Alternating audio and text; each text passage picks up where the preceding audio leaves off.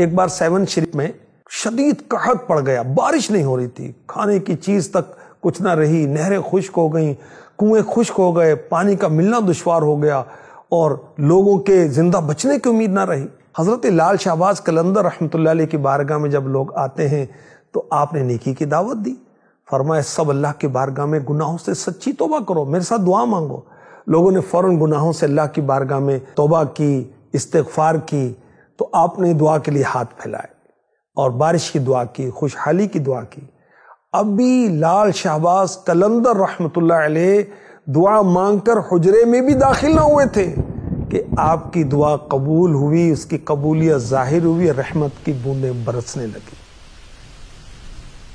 اللہ والے جو ہیں اللہ ان کو شان عطا فرماتا ہے، ان کی دعائیں قبول فرماتا ہے، ان سے کرامتیں ظاہر ہوتی ہیں تاکہ لوگ ان کی طرف آئیں اور یہ بندوں کو رب سے ملائیں۔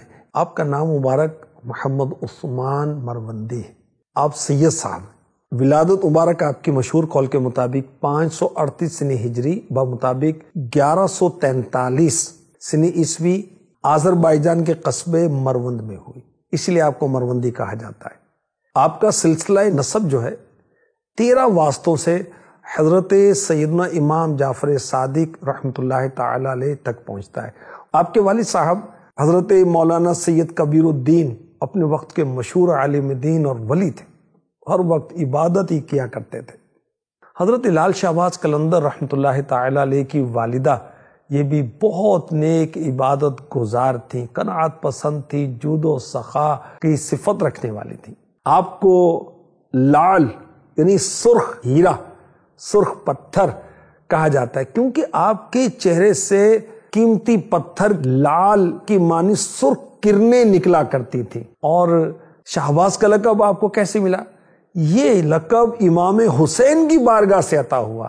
ایک رات آپ کے والد حضرت سیدنا کبیر الدین رحمۃ اللہ تعالی علیہ امام حسین رضی اللہ عنہ کی زیارت سے مشرف ہوئے۔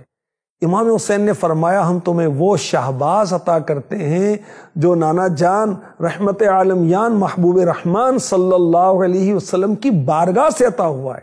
اس بشارت کے بعد حضرت لال شہباز قلندر کی ولادت ہوئی اور ولایت کے اعلیٰ مراتب آپ نے طے کیے۔ آپ کو مادر زاد ولی کہا جاتا ہے اور 6 برس کی عمر میں آپ نے دین کے مسائل، نماز، روزہ، طہارت کے ضروری مسائل بھی سیکھ لیے تھے۔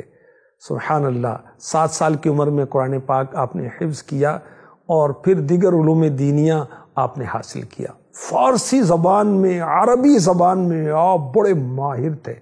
آپ صحیح العقیدہ سنی تھے اور حنفی تھے۔ ساری زندگی آپ نے اہل سنت کے بڑے بڑے علماء مشائخ کے ساتھ نشست و برخاست رکھی۔ حضرت لال شہباز قلندر رحمۃ اللہ علیہ پیران پیر، پیر دستگیر شیخ عبد القادر جیلانی رحمۃ اللہ تعالی علیہ سے بہت عقیدت رکھتے تھے۔ آپ کے مزار پر بھی حاضر ہوئے، وہاں جا کر مراقبہ کیا تو غوث پاک کی زیارت ہوئی۔ غوث پاک نے فرمایا عثمان مکہ معظمہ چلے جاؤ، اللہ پاک کے گھر کی زیارت کرو۔ 21 شعبان 673 سنہ ہجری میں آپ نے دنیا سے پردہ فرمایا۔ جس جگہ آپ نے وصال فرمایا وہیں آپ کا روضہ مبارک بنایا گیا، مزار بنایا گیا۔ سب سے پہلے سلطان فیروز تغلق کے زمانے میں آپ کا مزار بنا اور پھر جتنے بھی حکمران، سلاطین اور امراء مزار پر حاضر ہوتے تو اس کی زیب و زینت میں حصہ ڈالتے۔ سبحان اللہ، اللہ پاک کی ان پر رحمت ہو اور ان کے صدقے ہماری بے حساب مغفرت ہو، آمین۔